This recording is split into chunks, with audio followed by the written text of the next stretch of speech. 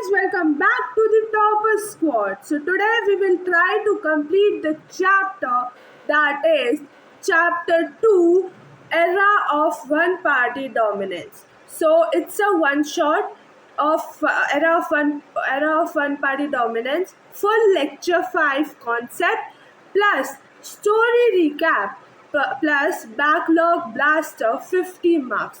I will show you this at the end of it's a surprise, so I will not reveal the surprise now. Okay, so chapter 1 20 marks and chapter 2 20 marks. Okay, so let's start without wasting time. Okay, so first we will do the recap of lecture 1, lecture 2, lecture 3 and lecture 4.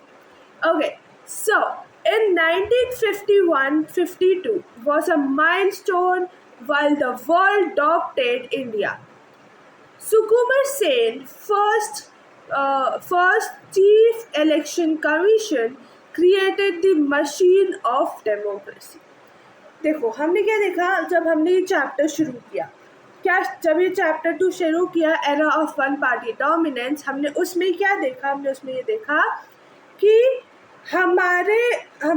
हमको independent India was born on 15th August 1947. India was born on 15th August 1947.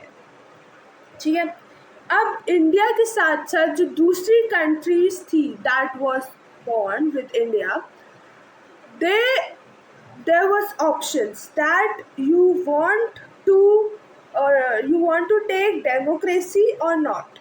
Means you want to take democracy or not, मतलब कि democracy चाहिए कि नहीं.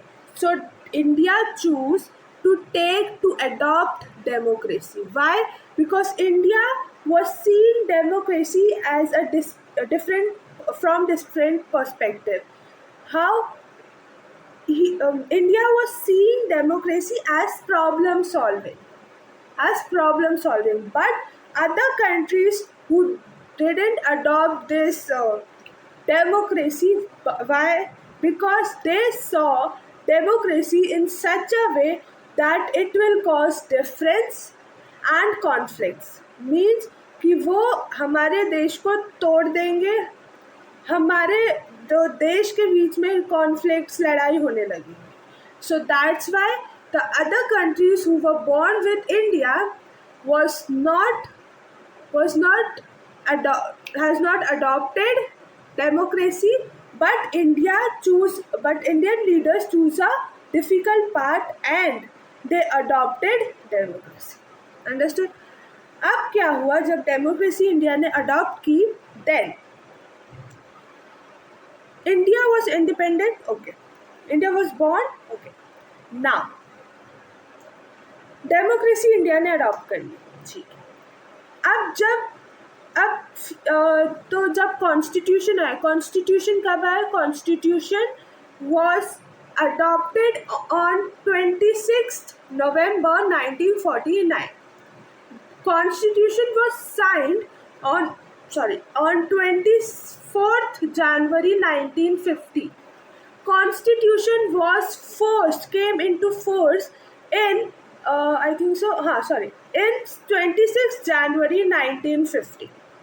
Okay, now अब क्या हुआ? Then आधी जो एलिजिबल वोटर्स थे वर illiterate. Means 85% of eligible voters were illiterate and 15% of the eligible voters were literate. So government choose to give the training to 3 lakh people. Okay, first of all क्या हुआ था कि chief election commission बनाया दिया गया था. कब? जनवरी 1950 में सुकुमर सेन को चीफ इलेक्शन कमिश्नर बना दिया गया था. अब चीफ इलेक्शन कमिश्नर बन गए हैं तो इलेक्शंस भी लोगों को लगा, गवर्नमेंट को लगा कि इलेक्शंस भी जल्दी होंगे. इंटरिम गवर्नमेंट को लगा, टेम्पररी गवर्नमेंट, कि इलेक्शन जल्दी होंगे. पर इलेक्शंस ऐसे नहीं चुटकी बजाओ और हो जाएंगे, नहीं. इलेक्शंस के लिए अभी जैसे इलेक्शंस होते हैं तो इलेक्शंस अच्छे से हो जाते, कंडक्ट हो जाते। क्यों? क्योंकि यहाँ पे कॉन्स्टिट्यूएंसीज में बटा हुआ है, कॉन्स्टिट्यूएंसीज में बटा हुआ है, सबके वोटर आईडी कार्ड बने हुए हैं। पर उस समय ना कि वोटर आईडी कार्ड बने हुए थे, ना कि कॉन्स्टिट्यूएंसीज में बटे हुए थे। तो सुकुमार सेन ने क्या किया कि बोला कि लिस्ट बनाओ कि कौन कौन नाम लिखो लोगों के, जिससे हम उनके एटलीस्ट वोटर आईडी कार्ड तो बना लें। अब वोटर आईडी कार्ड में ये नहीं कि एक दिन में काम हो गया, नहीं, देर लगती है, वोटर आईडी कार्ड में भी देर लगती है। अब क्या हुआ था कि जो औरत थी, मतलब जो वुमेन थी, उन्होंने अपने नाम की जगह वाइफ ऑफ, डॉटर ऑफ ऐसा लिखा हुआ था। 40 लाख वुमेन ने ऐसा लिखा था, जिसको जब ये सुकुमार सेन के पास गया तो सुकुमार सेन ने इसको रिजेक्ट करा और बोला उनका जो असली नाम है वो लिखो, ये वाइफ ऑफ, हस्बैंड ऑफ नहीं चलेगा, sorry, wife of, daughter of, mother of ऐसे नहीं चलेगा, इनका जो नाम है वही लिखवाओ। ठीक है, इतना बात समझ में आई। इसने यही चैलेंज, फिर उसके बाद इलेक्शंस अच्छे से कंडक्ट किए गए। इलेक्शन 1952 में कंडक्ट किए गए, जनवरी 9, नहीं वेट फॉर अ मिनट, या ठीक है। तो the 1951-52 was a milestone while the world adopted India. Sukumar Sen first CEC मतलब chief election commissioner created the machine of democracy. The challenge, voting for 17 crore illiterate voters, critics criticize called a gamble. The victory, Congress won by 364 votes out of 364 seats out of 489 seats. Nehru became the hero of the masses. Nehru became the hero of the masses. CPI emerged as the largest opposition with only 16 seats. Okay. So हम आजकल देखते हैं ना कि पहले कौन आया, दूसरा कौन आया, ठीक है। तो अब उस समय भी ये था कि पहले कौन आया था, उस समय पहले कांग्रेस आई थी, दूसरा CPI मतलब communist party, communist party of India I थी सेकेंड, जो सिर्फ कम्युनिस्ट पार्टी ऑफ इंडिया के पास 16 सीट्स थी और किसके पास, कांग्रेस के पास 364 सीट्स थी। पहले कांग्रेस आई, फिर मतलब फर्स्ट नंबर पे कांग्रेस आई, फर्स्ट पोजीशन कांग्रेस और सेकंड पोजीशन कम्युनिस्ट पार्टी, ठीक है, इतना समझ में आया। फिर अगर हम लेक्चर 3 लेक्चर 4 की बात करें, ग्लोबल कॉन्ट्रास्ट की बात करें, तो India's dominance was unique, unlike Mexico, PRI और China, our dominance was strictly competitive and multi party. अब हुआ क्या, देखो मैं एक चीज़ बताना भूली क्या है, नहीं रुक जाओ। ये हुआ था कि इंडिया ने, अब हाँ, ये किससे प्रूफ किया, हाँ, सुकुमार सेन ने ये प्रूफ करके दिखाया कि सबसे, जहाँ पे सब लोग सबसे ज़्यादा इलिटरेट है, पुअर कंट्री, और मतलब जिस कंडीशन में ब्रिटिशर्स हमें छोड़ के गए थे, उस कंडीशन में डेमोक्रेसी डेमोक्रेसी सक्सेसफुल हुई, इलेक्शन सक्सेसफुल हुए। ये प्रूफ किया, this was the largest experiment in the history done by Sukumar Sen. It was the largest experiment done by the Sukumar Sen. So now, India's dominance was unique, unlike Mexico, PRI और China. Means ये बोल रहा है कि जो India की, देखो India ने अडॉप्ट की थी डेमोक्रेसी, इन लोगों ने अडॉप्ट नहीं की थी, मैक्सिको, चाइना, सीरिया, इन लोगों ने डेमोक्रेसी को अडॉप्ट नहीं किया। तो यहाँ फ्री और फेयर इलेक्शंस नहीं चल रहे थे, यहाँ पे मैनिपुलेशन हो रहा था, यहाँ पे जो चाह रहा था मतलब फ्री एंड फेयर टाइप का इलेक्शन नहीं हो रहा था। इंडिया में फ्री और फेयर टाइप इलेक्शन हो रहे थे, हर चीज़ अच्छे से हो रही थी। पर यहाँ पे क्या हो रहा था, यहाँ पे तो वहाँ पे मेक्सिको, चाइना, सीरिया में फ्री और फेयर टाइप का इलेक्शन नहीं हो रहा था। क्यों नहीं हो रहा था? फ्री और फेयर टाइप का इलेक्शन इसलिए नहीं हो रहा था क्योंकि वहाँ पे डेमोक्रेसी उन्होंने अडॉप्ट नहीं की थी, तो वहाँ पे सब मैनिपुलेशन हो रहा था, बहुत सारी चीज़ें हो रही। ठीक है। Our dominance was strictly competitive and multi-party. Free and fair elections with honest participation. जो लोग थे वो ऑनेस्टली पार्टिसिपेट कर रहे थे और ऑनेस्टली जो उनके मन में जो भी उनका था कि उनको जिनको भी जिताना है उनको इलेक्ट कर रहे थे, अपने रिप्रेजेंटेटिव्स को इलेक्ट कर रहे थे। Opposition was allowed to exist and criticise. और अब ऑपोजिशन का काम क्या होता है? जब अगर ऑपोजिशन का काम क्या होता है? ऑपोजिशन का काम यही होता है ना कि अगर कांग्रेस अगर कोई पॉलिसी लेके आएगी तो उसको क्रिटिसाइज करा, उसको बुरा भला बोलना, क्रिटिसाइज करना ऑपोजिशन का काम होता है, जिससे ऑपोजिशन का पार बढ़े और अगली इलेक्शन में ऑपोजिशन जीते। ठीक है। पर जो ऑपोजिशन का काम था वो भी कांग्रेस कर रही थी। कैसे?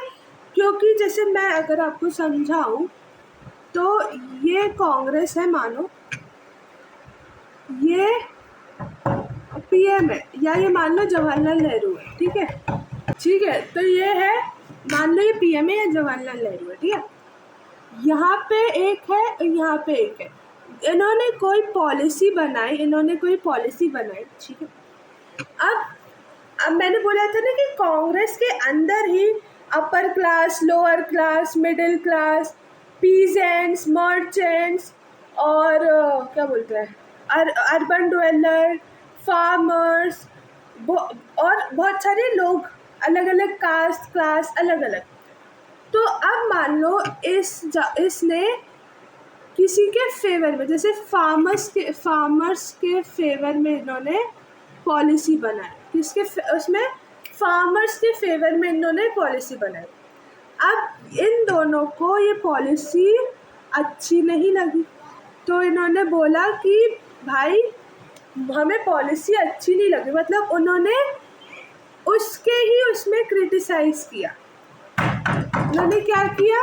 कांग्रेस में रहकर ही वो बोल रहे हैं कि आपका जो आपने लिया है वो थोड़ा गलत है, या हम उससे खुश नहीं, आप इसको एक बार फिर से देख लो, फिर से पॉलिसी को एक बार जज कर लो, पॉलिसी को एक बार फिर से बना के देख लो, एक बार देख लो कि क्या इसमें कुछ चेंजेस तो नहीं होने हैं, ऐसा देख लो। तो ये जो दो हैं, मैंने आपको कल फैक्शन बताया था, अगर आपको याद हो तो ये लोग फैक्शन है। क्या है ये लोग? फैक्शन। मतलब वो लोग अब ये है ना, ये होगा कि कांग्रेस से बाहर नहीं जाएंगे। यार तो ये होता था ना कि लोग अगर नाराज हो गए तो वो अपोजिशन पार्टी में चल जाते, पर अब ये नहीं होगा। उस टाइम ये नहीं होता था। जिसको पॉलिसीज पसंद नहीं आई वो सीधे जिसने पॉलिसी बनाई उसके पास जाएंगे, उसको बोलेंगे सुनो भैया ये पॉलिसी अच्छी समझ नहीं आई हमें, एक बार इसको चेक कर लो, रीचेक कर लो, इस पॉलिसीज को रीचेक कर लो। ठीक है। तो क्या करेंगे? अब ये लोग उसको बोल रहे हैं तो वो उस पॉलिसी को फिर से रीचेक करेगा, कुछ चेंजेस होंगे तो वो करेगा। क्यों? क्योंकि ये लोग उस पॉलिसी को और अच्छा बनवाना चाहते हैं, और ये दोनों लोग कांग्रेस में ही रहकर चाहे कॉन्फ्लिक्ट्स करेंगे, चाहे अपना सॉल्यूशन जैसे भी निकालेंगे, पर कांग्रेस के अंदर ही निकालेंगे, कांग्रेस की पार्टी से बाहर नहीं जाएंगे। ठीक है। तो यही लिखा है कि opposition was allowed to exist and criticize, dominance came from popular senses। ठीक है। इतना समझ में आया? ये फैक्ट इतना मैंने आपको यही समझा दिया। ठीक है। मैंने जो आपको कल की क्लास में बताया, येस्टरडे की क्लास में बताया था, वो यही बताया था। ठीक है। अभी आज भी यही बताऊंगी। ठीक है। तो डोमिनेंस जो था, dominance came from popular senses. Popular senses से डोमिनेंस होता था, ना कि not from coalition, not from not from coercion. Okay, अब देखो ये Mexico dominance by manipulation, India dominance by the ideology. देखो अब अच्छे से देख रहे हैं. Mexico PRI dominance by many malpractices and state control. Mexico के पास इतनी मतलब डेमोक्रेसी नहीं ली थी उन्होंने, तो किससे dominance by malpractices and state control. Dominance by malpractices and state control. India जो कि नेशनल कांग्रेस था, NCI नहीं INC, Indian National Congress, dominance by the legacy of the freedom struggle. क्या हुआ? Dominance by the legacy of the freedom struggle. क्यों? क्योंकि Congress, Indian National Congress ने national movement में बहुत काम किया था, मतलब हम बहुत की थी, तो इसलिए तब से कांग्रेस बहुत फेमस है और इसलिए कांग्रेस को ही लोग ज़्यादा मानते हैं. इसलिए कांग्रेस ही तब की इलेक्शंस जीती थी. Understood? Now let's move to this I will not show you now. Okay, so now we will start the lecture 5, that is tolerance and factions. The Congress was a social and ideological coalition. This umbrella nature allowed it to accommodate conflicting interests. अब कांग्रेस में मैंने जैसे आपको बताया था, कांग्रेस इतनी बड़ी party है. कांग्रेस इतनी बड़ी पार्टी है. अब जो कांग्रेस इतनी बड़ी पार्टी है उसमें upper class, middle class, lower class, peasants, merchants, owners, land dwellers, urban dwellers, हर कास्ट, हर क्लास का इंसान है, हर रेस का इंसान है उधर कांग्रेस पे, उस टाइम के कांग्रेस में. ठीक है, तो मैं ये बात कर रही हूँ आई थिंक आफ्टर 1947 की, है ना. तो उस टाइम के कांग्रेस में ये सारी मतलब कांग्रेस में हर उसके लोग इंसान थे. अपर क्लास हो, लोअर क्लास हो, मिडिल क्लास हो, पीजेंट्स हो, मर्चेंट्स हो, फार्मर्स हो, अर्बन ड्वेलर्स हो, लैंड ओनर हो, जो भी हो थे. ठीक है, दिस अम्ब्रेला, ये जो अम्ब्रेला है, nature allowed to accommodate conflicting interest. सबके अलग अलग आइडियोलॉजी है. मैंने जैसे आपको बताया ना कि अगर जो एक इसने पॉलिसी बनाई तो दो लोग जो इस पॉलिसी से, अब ऐसा तो नहीं होगा ना कि पॉलिसी बनाए और सारे लोग उससे खुश होंगे, नहीं, कुछ लोग उससे नाराज़ भी होंगे. तो जो लोग उस पर नाराज़ होंगे, जो लोग उससे नाराज़ होंगे, जिनको वो पॉलिसीज अच्छी नहीं लग रही होगी, वो जाकर उस इंसान को रीच आउट कर सकते हैं और वो बोल सकते हैं कि आप इस पॉलिसी को रीचेक कर लो, इस पॉलिसीज़ को रीचेक कर लो. ठीक है, तो डिफरेंट आइडियोलॉजी. देखो, हाँ, मैं ये समझा रही थी कि मान लो अब पॉलिसीज़ बनाई तो वो रीचेक करेंगे. अब वो रीचेक करेंगे, अगर उनको कोई भी चेंजेस दिखा वो चेंज कर सकते हैं. ठीक है, तो अब ये लोग जो है ना, ये लोग उन लोगों को एनकरेज करते हैं. अब एनकरेज क्यों करते हैं फैक्शन लोगों को? कि भाई जितना तुम हमसे बोलोगे कि हम लोग खुश नहीं है, अगर फॉर एग्जांपल एक पॉलिसी बनाई और उसमें तुम लोग खुश हो तो मतलब वो पॉलिसी बहुत अच्छी है. अगर पॉलिसी में तुम लोग खुश नहीं हो तो तुम लोग आवाज़ उठा सकते हो. तुम लोग क्या करो, तुम लोग आवाज़ उठाओगे, आवाज़ उठा के वो आवाज़ हमारे कानों में आएगी. वो आवाज़ कानों में आकर हम उस पॉलिसीज़ को रीचेक करके और अच्छा बना के फिर पॉलिसी बनाएंगे, फिर भेजेंगे आगे, उस इम्प्लीमेंट करेंगे. ठीक है, तो जिससे वो और अच्छी निकल के आए. तो हम ये बोलते हैं ना कि डिफरेंट आइडियोलॉजीज़ के different interest, different ideologies, different सोच के इंसान जब साथ में मिलता है ना तो कुछ अच्छी चीज़ ही बनती है, कुछ अच्छा आउटपुट ही निकल कर आता है कि सबका अलग अलग दिमाग लग रहा है.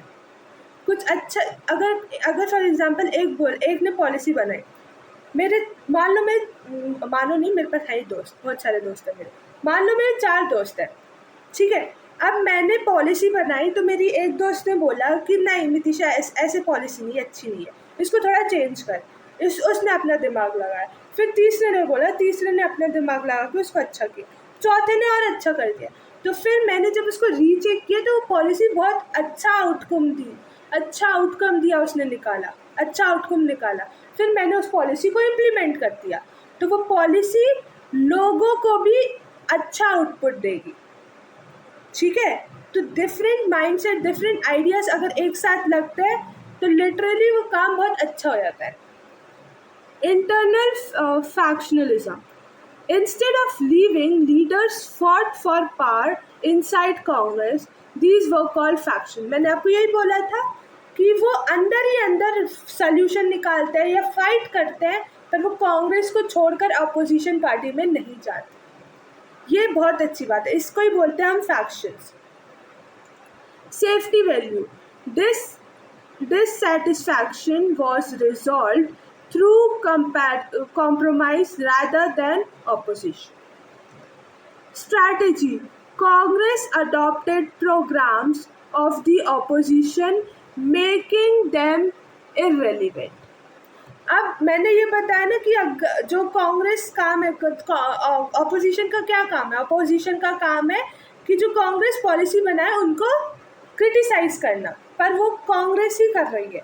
अब कांग्रेस बोल रही, ऑपोजिशन का ये भी काम है कि ऑपोजिशन कांग्रेस से कुछ हट कर करे, वो भी कांग्रेस ही कर रही है, ऑपोजिशन का कोई काम ही नहीं है, ठीक है, अंडरस्टूड।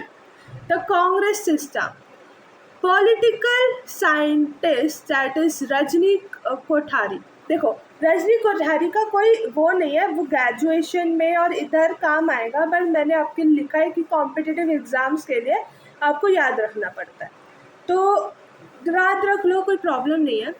तो political scientist Rajni Kothari coined the term Congress system to describe, बस इतना याद रखना कि रजनी कोठारी ने टर्म दिया था कांग्रेस सिस्टम, बस इतना वो याद नहीं रखने की ज़रूरत।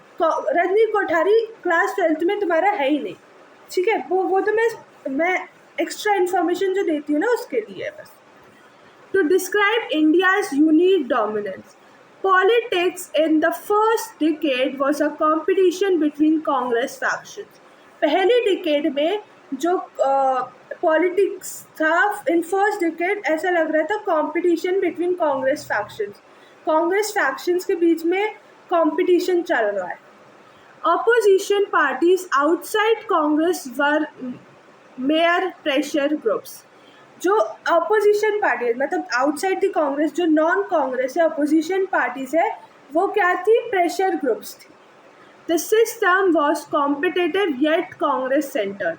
जो सिस्टम था वो कॉम्पिटिटिव था, मतलब बहुत कॉम्पिटिटिव था, yet Congress centred. The party of the centre accommodating all. तो जो पार्टी थी सेंटर में वो सबको अकोमोडेट करती, सबको लेकर चलती थी। Emergency of opposition, India had diverse opposition roots even before the 1952 election. जो इलेक्शंस हुए थे 1952 में, they won few seats but protected democracy. Socialist party led by JP Narayan and Ram Manohar Lohia desired democratic socialism. ये नॉन कांग्रेस थे, पर इन लोगों को क्या किया कि इन लोगों को बोला कि भाई आप लोग कांग्रेस को लीड करो।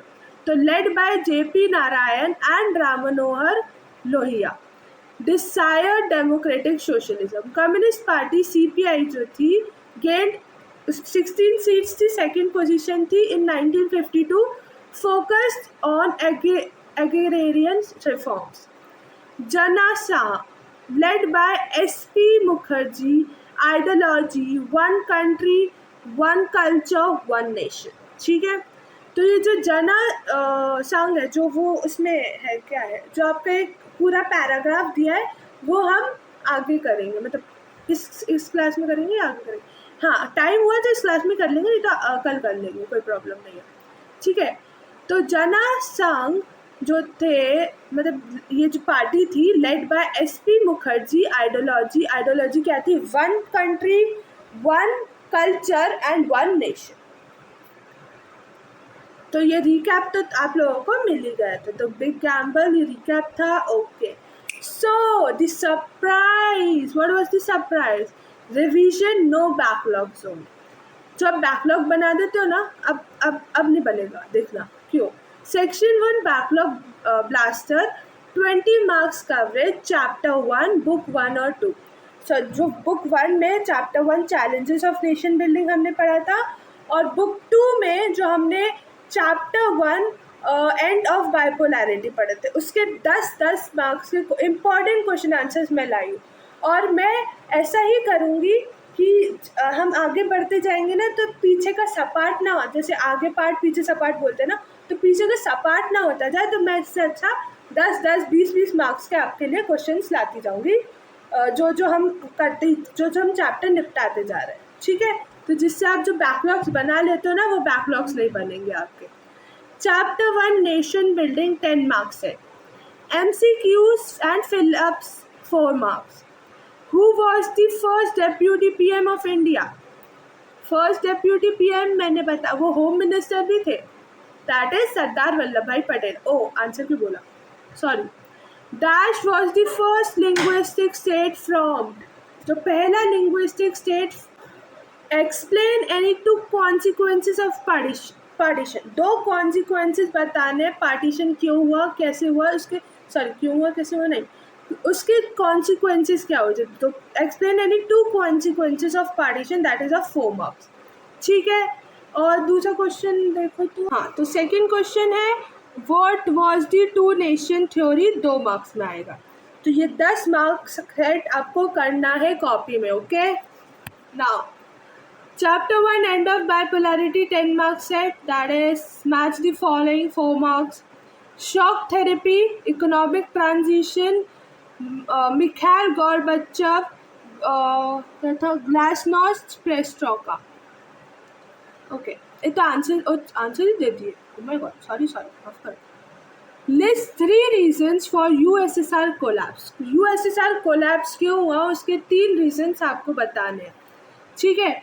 फिर दूसरा है व्हेन डिड, क्या है दूसरा क्वेश्चन ये है when did the Berlin wall fall, 2 marks में है कब बर्लिन वॉल गिरी थी। इसमें दूसरा क्वेश्चन देख लो, what was the 2 nation theory, 2 marks में है।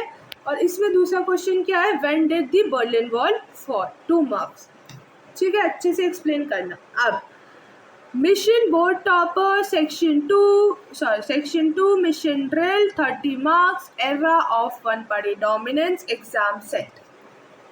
Objective set 10 marks, MP board, fill, match, MCQ.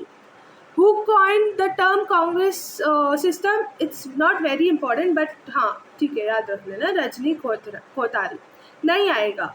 The first chief election commissioner was Sukumar Sen. Jana Sangh was led by SP Mukherjee. CPI won 16 seats in 1952. First general election year 1950. Short answers 10 marks. Why is Congress called an umbrella party? 4 marks. क्यों कांग्रेस को हम umbrella party बुलाते हैं? Mention 2 features of Jana Sangh's ideology. 2 features क्या है वो दिखने, ये मैंने इतने अच्छे से नहीं पढ़ा, छोड़ देना अभी। Who was the leader of CPI in 1952? A.K. Gopalan was the leader of the CPI, Communist Party of India, in 1952. ये भी 2 मार्क्स में आएगा, ठीक है। Practice writing answers, okay.